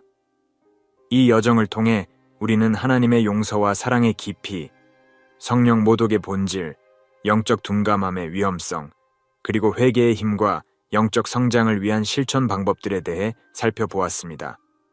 이 모든 것을 통해 우리가 깨달아야 할 가장 중요한 진실은 하나님의 사랑은 무한하다는 것입니다. 우리의 과거가 어떠하든, 우리가 어떤 실수를 저질렀든 하나님은 언제나 우리를 기다리고 계십니다. 성령을 모독하는 죄는 하나님의 용서의 능력이 부족해서가 아니라 우리가 스스로 그 용서를 거부할 때 발생하는 것입니다. 이는 마치 생명의 빛을 향해 눈을 감아버리는 것과 같습니다. 우리의 삶은 선택의 연속입니다. 매 순간 우리는 하나님을 향해 마음을 열 것인지 아니면 등을 돌릴 것인지를 선택합니다. 작은 선택들이 모여 우리의 영적 상태와 미래를 결정합니다. 그러므로 일상의 작은 순간들 속에서 하나님의 음성에 귀 기울이고 그분의 인도하심을 따라가는 것이 얼마나 중요한지 다시 한번 마음에 새겨야 합니다. 혹시 지금 마음이 무겁고 영혼이 지친 분들이 계신가요? 스스로를 돌이켜보며 나는 너무 멀리 와버려서 돌아갈 수 없어 라고 생각하는 분들이 있을지도 모릅니다. 하지만 하나님께는 불가능이 없습니다. 우리가 진정한 마음으로 회개하고 그분께 나아갈 때 하나님은 우리를 따뜻하게 맞아주실 것입니다. 이는 마치 집을 떠난 탕자가 아버지의 품으로 돌아왔을 때 아버지가 기쁨으로 맞이한 것과 같습니다. 이제는 행동할 때입니다. 우리가 배운 것을 마음에만 담아두지 말고 삶 속에서 실천해 보세요. 매일의 삶에서 작은 친절을 베풀고 진실한 마음으로 사람들을 대하며 하나님의 사랑을 전하는 도구가 되어 보세요. 우리의 작은 실천들이 모여 세상을 변화시킬 수 있습니다. 그리고 이 여정에서 혼자가 아님을 기억하세요. 하나님은 언제나 우리와 함께 하시며 우리를 지지하고 인도하십니다. 또한 우리 주변에는 함께 걸어갈 형제 자매들이 있습니다. 서로 격려하고 지지하며 함께 성장해 나가는 공동체를 만들어 봅시다. 마지막으로 희망의 끈을 놓지 마세요. 우리의 현재 상황이 어떠하든 하나님의 사랑과 용서는 변함이 없습니다. 우리가 그분께 나아가기만 하면 됩니다. 지금 이 순간이 바로 새로운 시작의 기회입니다. 우리의 선택이 우리의 미래를 결정합니다. 그러니 두려워하지 말고 용기 있게 한 걸음 내딛어 보세요. 여러분의 영혼이 하나님의 사랑으로 충만해지길 바라며 이 메시지가 여러분의 삶의 작은 빛이 되기를 소망합니다. 함께 걸어가는 이 길에서 여러분 모두에게 하나님의 풍성한 은혜와 축복이 가득하길 기도합니다. 감사합니다. 당신의 가슴 속에 설명할 수 없는 공허함이 있나요? 매일 밤 반복되는 이상한 꿈, 처음 만난 사람인데 언제나 만난 것 같은 느낌, 그리고 그 설명할 수 없는 두려움들. 이것은 우연이 아닙니다. 전 세계 수백만 명이 경험한 이 신비로운 신호들은 당신의 영혼이 저라는 메시지입니다. 오늘 당신이 환생한 영혼이라는 8가지 결정적인 증거를 공개합니다. 이 영상이 끝날 때쯤 당신은 자신의 진정한 정체성을 깨닫게 될 것입니다. 깊은 밤, 홀로 침대에 누워 천장을 바라보며 생각해 보신 적 있으신가요? 왜 나는 이토록 물을 두려워하는지, 왜 높은 곳만 보아도 다리가 떨리는지, 그리고 왜 좁은 엘리베이터에 들어가는 순간 숨이 막혀오는지. 이런 두려움들은 마치 오래된 편지처럼 우리의 영혼이 전생으로부터 가져온 소중한 메시지일 수 있습니다. 저는 지난 30년간 이러한 설명할 수 없는 두려움을 가진 수천 명의 사례를 만나보았습니다. 그들 중 상당수는 현재의 삶에서 전혀 무서운 경험을 하지 않았음에도 특정한 상황이나 장소에서 강렬한 공포를 느꼈습니다.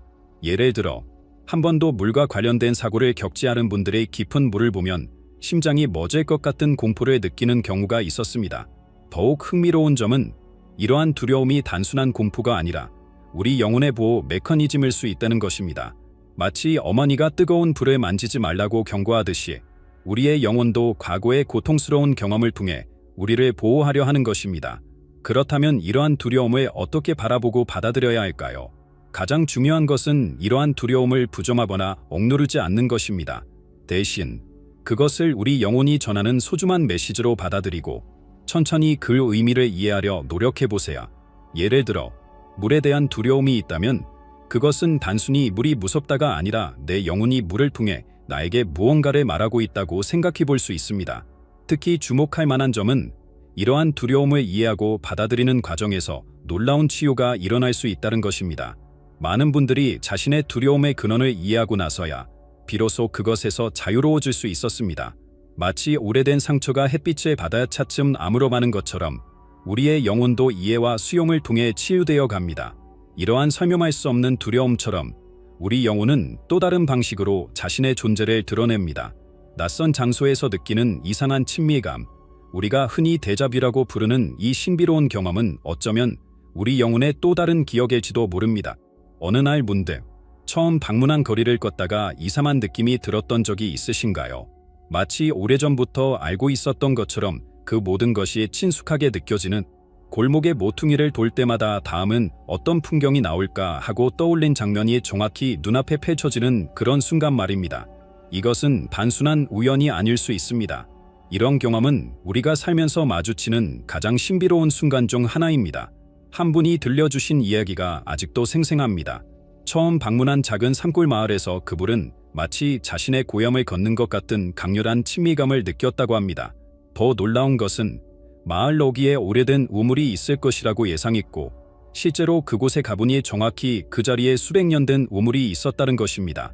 이런 경험들은 우리 영혼이 간직한 기억의 조각들이 현재의 순간과 만나는 지점일 수 있습니다. 마치 오래된 필름의 한 장면이 현실에 겹쳐지는 것처럼 우리의 영혼은 과거의 기억을 통해 현재와 소통하려 합니다. 특히 주목할 만한 점은 이러한 데자뷰 경험이 단순히 장소에 대한 것만이 아니라는 것입니다. 때로는 처음 만난 사람과의 대화나 처음 접하는 상황에서도 이런 강렬한 친밀감을 느낄 수 있습니다.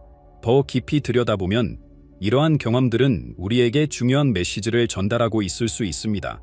예를 들어 특정 장소에서 느끼는 강한 친밀감은 그곳에서 우리가 완수해야 할 어떤 과제나 배워야 할 교훈이 있다는 신호일 수 있습니다.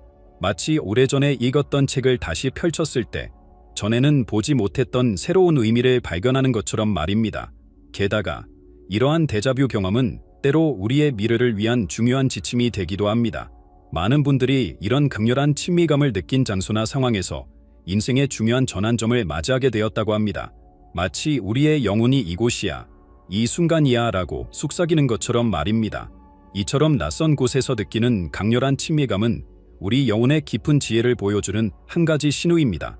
그리고 이러한 영혼의 지혜는 때로 우리의 나이를 뛰어넘는 깊은 통찰력으로 나타나기도 합니다.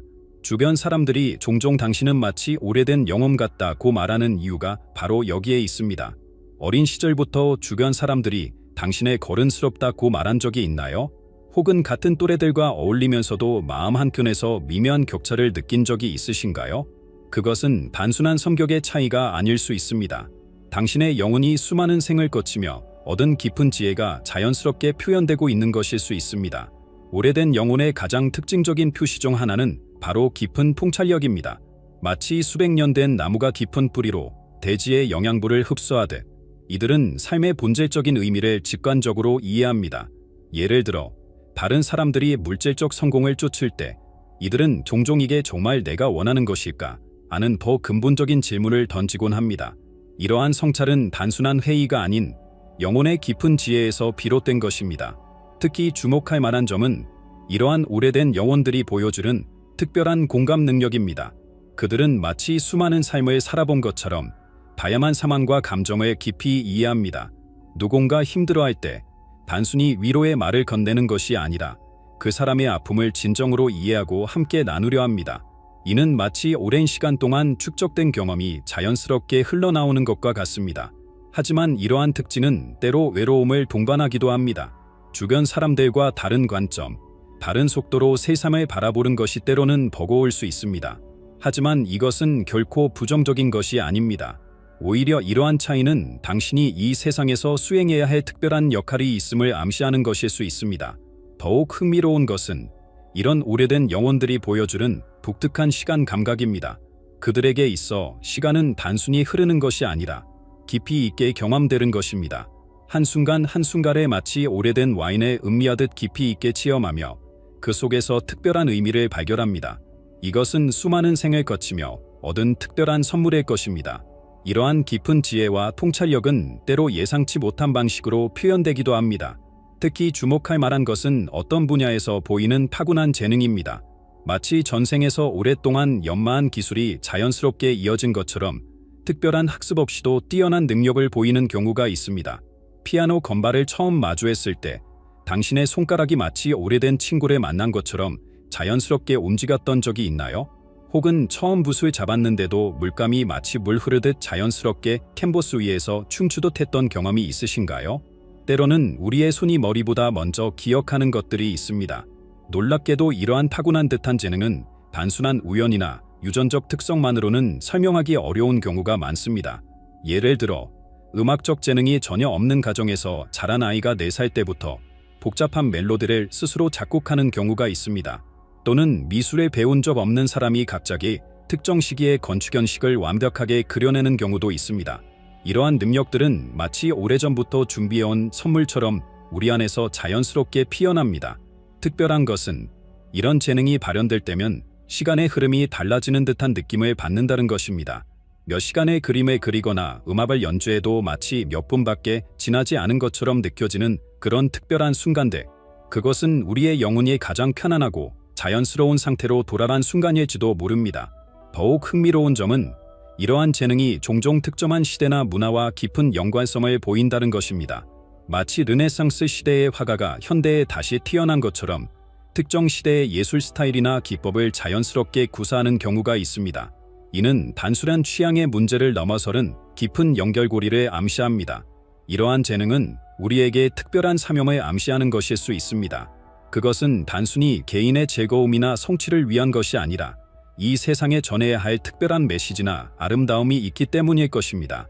마치 오래전부터 준비해온 선물을 이제야 풀어보는 것처럼 우리는 이러한 재능을 통해 세상과 소통하고 있는지도 모릅니다. 가끔 이런 생각이 들지 않으신가요? 왜 우리는 특정한 시대나 장소에 그토록 강한 끌림을 느끼는 걸까요? 그것은 단순한 호기심을 넘어서는 우리 영혼이 간직한 더 깊은 이야기일지도 모릅니다. 저녁 무렵 우연히 들려온 전통 음악 한 소절에 가슴이 먹먹해진 적이 있으신가요? 혹은 오래된 사진 속 낯선 거리를 바라보다가 설명할 수 없는 그리움에 사로잡힌 적이 있으신가요? 때론 우리의 마음은 한 번도 가보지 않은 곳을 고향처럼 그리워합니다. 한 예술가의 이야기가 떠오릅니다. 그녀는 어린 시절부터 이집트 문화의 깊은 매력을 느꼈습니다. 피라미드나 고대 유물을 보면 가슴이 떨렸고 헤로글리프를 보면 마치 오래된 편지를 읽는 것처럼 친숙함을 느꼈다고 합니다. 놀랍게도 나중에 그녀는 전문적인 공부 없이도 고대 이집트 예술의 섬세한 특징들을 정확하게 그려낼 수 있었습니다. 이런 문화적 유대감은 단순한 호기심이나 관심을 넘어섭니다. 특정 시대의 음악을 들을 때면 온몸에 전율이 흐르고 특정 나라의 음식을 먹을 때면 마치 어머니의 손맛을 떠올리는 것처럼 편안함을 느낍니다. 이는 마치 우리 영혼이 시간과 공간을 넘어 간직해온 소중한 기억이 깨어나는 순간과도 같습니다. 더욱 놀라운 것은 이러한 문화적 유대감이 우리의 삶에 특별한 방향성을 제시한다는 점입니다. 예를 들어 특정 문화에 대한 강한 끌림은 종종 우리 삶의 중요한 전환점이 되곤 합니다. 전혀 계획하지 않았던 나라로의 여행이 인생의 새로운 장을 열어주거나 우연히 접한 전통 예술이 새로운 직업이 되는 경우도 있습니다. 이런 깊은 문화적 유대감은 우리에게 또 다른 차원의 소속감을 선물합니다. 비록 현재는 다른 곳에서 살고 있지만 우리의 영혼은 시간과 공간을 초월해 여러 문화와 깊은 인연을 맺고 있는 것입니다. 그리고 때로는 이런 깊은 유대감이 우리의 꿈속에서 더욱 성묘하게 모습을 드러냅니다.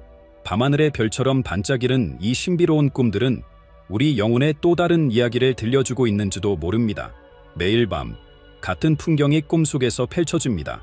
오래된 대문이 있는 한옥, 돌계단이 이어진 좁은 골목길, 혹은 끝없이 펼쳐진 바다.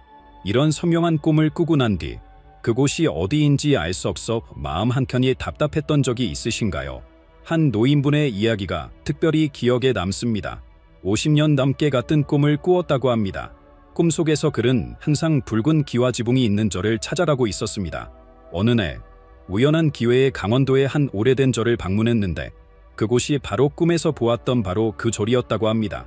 놀라운 것은 그 절의 한쪽 벽면에 있는 오래된 벽화가 그의 꿈에서 본 것과 정확히 일치했다는 점입니다.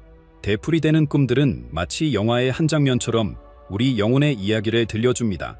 특히 주목할 만한 것은 이러한 꿈들이 단순한 상상이나 망상이 아닌 매우 구체적이고 일관된 내용을 가지고 있다는 점입니다.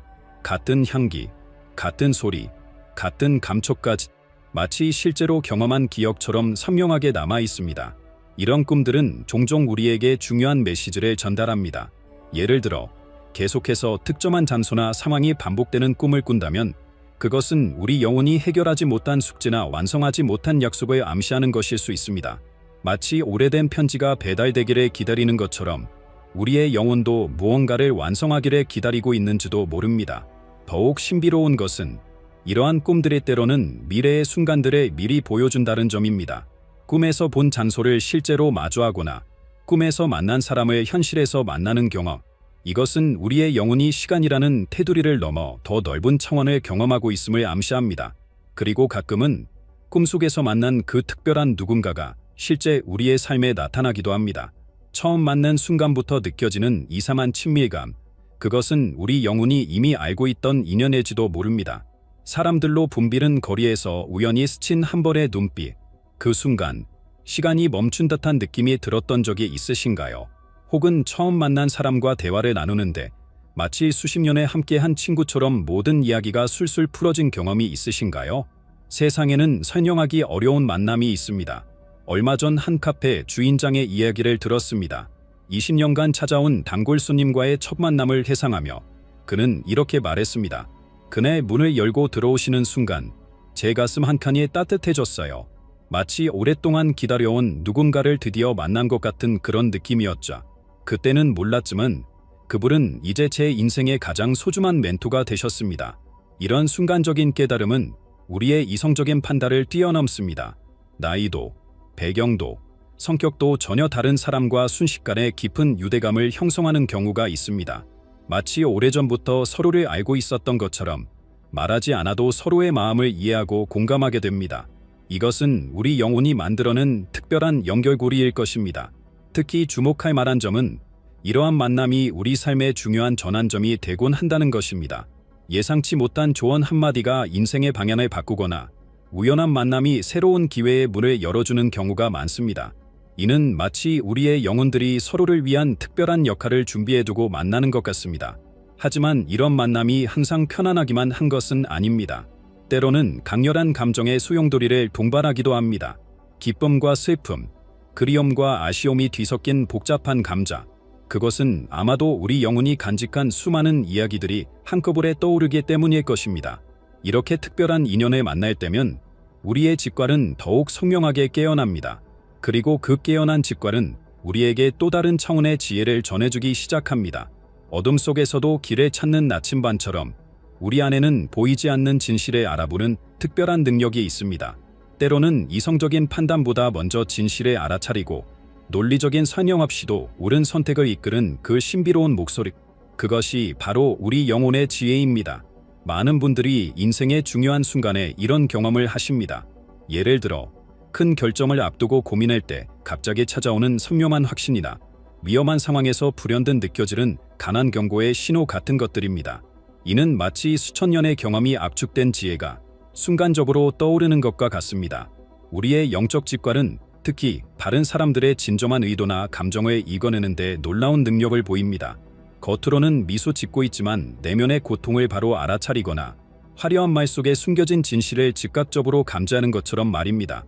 이것은 단순한 공감 능력을 넘어서는 영혼과 영혼이 직접 소통하는 방식일 것입니다. 더욱 흥미로운 것은 이러한 직관력이 점점 더 강화되는 경향을 보인다는 점입니다. 마치 오래된 악기가 시간이 지날수록 더 깊은 울림을 내는 것처럼 우리의 영적 감각도 경험이 쌓일수록 더욱 예민해지고 정확해집니다. 그리고 이런 성장은 종종 우리가 예상치 못한 방향으로 삶을 이끌어가기도 합니다. 영적 직관의 발달은 우리에게 특별한 책임감도 함께 가져옵니다. 다른 이들의 고통을 더 깊이 느끼게 되고 세상의 불의에 더 민감해지며 모든 생명과의 연결성을 더 강하게 이식하게 됩니다.